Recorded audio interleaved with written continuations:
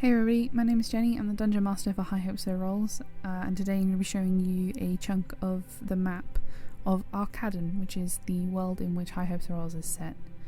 Today we're going to be talking about Viridia, which is kind of like our starter nation, if you will, and is this big chunk here.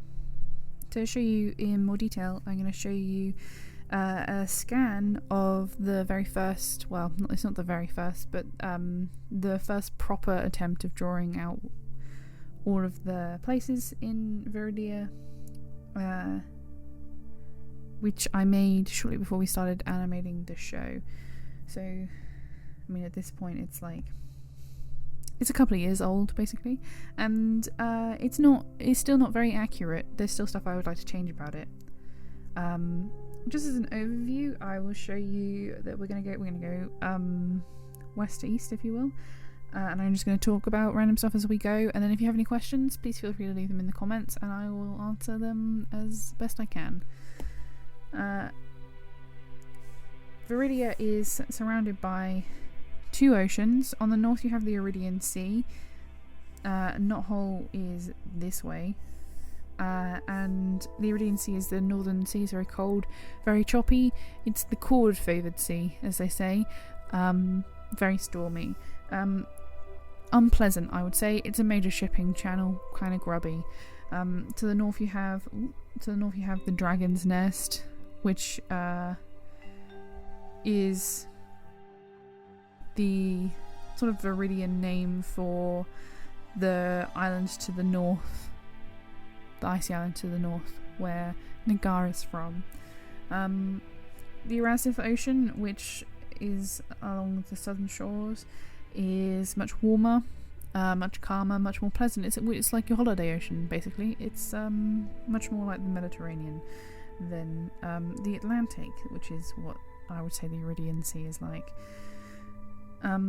So let's start in the west, and we'll go across to the east. In the west, the very most western point is Arcadon, which you will recognise from Chapter 0 as the city that falls at the beginning of the campaign. It's where High Hopes meet each other for the first time. Arcadon is on a cliff edge. I really recommend you go and watch Chapter 0 and have a look at the background artwork, the artwork of the city, for example. Gorgeous. Love it. Blew my mind when it first came to have it be real, this thing I've been thinking about for so long. So good. Arcadon used to be the capital of the Imadi Republic, which was everything in the west up until the mountain range, which really is it's a very physical barrier that divides the continent. You've also seen in the show a little tiny bit of Faberston as it's being attacked by a dragon. In Rook's background, he and Rosa fled Knothole and landed on Faberston looking for his little sister. Let's have a look. Gohampton is a little secret for me. It's named after Southampton, which is a city in the United Kingdom on the southern coast. When you're driving around the south coast of England, you'll see signs. They don't write Southampton out on the sign on the directions. They'll write Southampton like this, so that you save 3 or whatever letters. And Gohampton's like a little reference to that. Hampton Thicket might even be a real place in the UK. I'm not sure. Salenmouth is a city that sits on the mouth of the River Salen, obvious, which flows to the sea from the mountain. If we go back up the river, we reach Mull, which is a city. It's basically like the halfling city, if you will. It's Evandra's chosen city, holy city, according to the people that live there. And it's kind of important in that way because the river splits at Mull into 2 rivers. the Salin River flows out of the mountain, and then it splits, carries on as the Salin River, but also splits and it runs south as the Rickney River into this lake here, upon which a Throudwell sits. Rivers don't really run like that in real life, which is one of the reasons why this map, the map that you've seen in the show, is not final, not for me anyway, because, you know, like, I have drawn several times rivers that split outwards. So like here we have a river that does this, and that doesn't, it does happen in real life, which is why I'm keeping it here for Mull. It just happens very, very rarely. The chances are very, very slim, because, you know, rivers are dictated by gravity and they flow into each other. So you'll have rivers that are joined by tributaries until they reach the sea, as opposed to the other way around like you have here.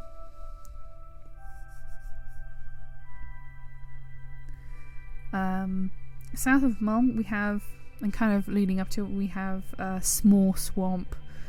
I've never been in a swamp, but they seem pretty unpleasant places to be, which is why we've got bens here. Bens is kind of an unpleasant sounding word to me, like the bens, for example. And it's kind of like, those of you familiar with Critical Role, you've got Shady Creek Run. You know, you have these places in Fantasylands where, like, they're not really on board. Like if you play Red Dead Redemption 2, you'll see in Thieves Landing, kind of the same. It's like a town, people live there, people mostly do crime there. South of Ben's we have this lake, which I don't know if I've actually named. I feel like I have, it's just not on this map. And my memory's not very good. On the lake is a Throudwell, which is a floating city. It's not really a city, it's barely even a town. It's a fishing village, basically, that floats on the water.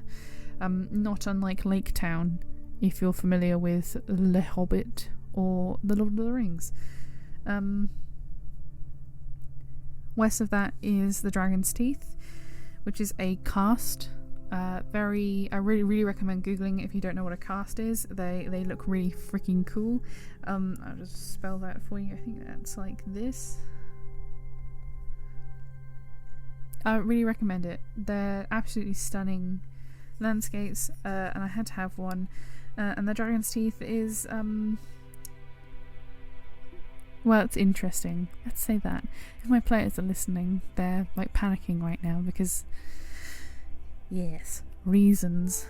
You'll notice that there's like this ring of towns around the Dragon's Teeth. There aren't any in the Teeth itself, and that's because the Teeth is dangerous, unpleasant, misty.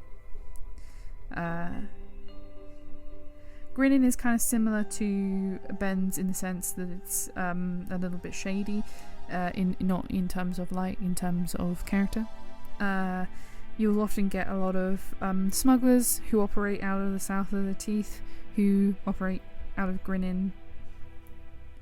We have the Parish beaches along here, which are kind of styled on the Jurassic coast of Britain, where you'll have a very sheer cliff and then maybe 2 or 3 meters of gravel as a beach. If you were to wash up on them, you would not necessarily survive because you can't climb the cliff face without bringing it down upon you, and it's very, very high, and there's kind of nowhere for you to go, hence why they're called the Parish beaches. The mountain acts as I said previously, as a very physical barrier between east and west. This mountain range was named by Jazz, and it's called Dinkum Zidril. I'll write that on here so you can spell it. Dinkum, as in the Australian word. Zidril, which I think is silver. It's like fair silver, essentially. The peak of the mountain is Visenol here, which is also the dwarven capital. the dwarves hold dominion over what we call the Silver Homelands, which expands from here to here, and basically everything within this box on land east of the mountain range. So we have a couple of dwarven influences here. We have the Freeden steppe. A steppe is a grass plain, essentially, and Freeden is one of the dwarven gods. Similarly, Orlog's Drop is named for a dwarven deity.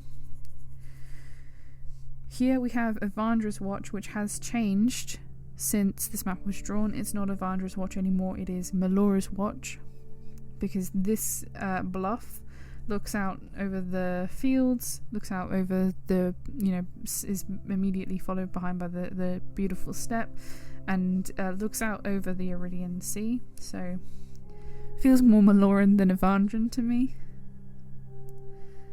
We have Duffbury, which might be Puffbury, actually, depending on how I meant this to be a P or a D. Who knows? We'll see when we get into the episode, I guess.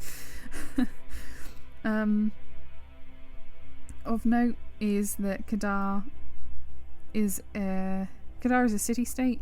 You'll know it as kind of like High Hopes' home city. It's like for them, I would say it's the Amon. It's like their adoptive home, essentially. And Kadar's borders kind of ends just at Hashaan Fort here.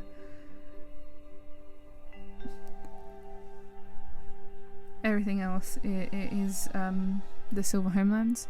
You have Stonewall here in the middle, which is so there used to be a fort here, which I think I called Durgan's Battery, which again might be a reference to a video game that I have played previously. Stonewall, Durgan's Battery was abandoned by, it was a huge fort, an elven fort, from when the elves, from when Tyrman's borders kind of spilt inland west past this very distinct border that we have here. The fort fell into disuse as the dwarves and of the Silver Homelands and Tyrman began to fight, or rather when they were pushed back to the border that we have today, and so the people who lived near Stonewall, they used the stones from the fort to build themselves a wall and to build their houses and stuff, which is kind of based on the village that I grew up in, which has a 14th century, I think, castle, hunting lodge in it, which, the King Henrys would use up until I think maybe the 6th one. Henry VII never came by, and sort of fell into disuse because it was just a hunting lodge. And as it sort of crumbled, bits of it have made its way into the village. So, like one of the pubs, for example, the fireplace is the fireplace from the castle. They just pulled it out and they stuck it in the pub. A friend of mine used to live in the blacksmiths, or what used to be the blacksmiths in the village, and that was built out of the castle. There's chunks of it everywhere. So Stonewall's kind of inspired by that. We have in the south here, you might recognise the name Tarth, which is now called Rundar. Tarth is where Gimgar's from. Amy loves a Brienne of Tarth, so that's why it's called Tarth. It was in reference to that. When we had a home game, it didn't really matter that it was called Tarth because it was about, having fun.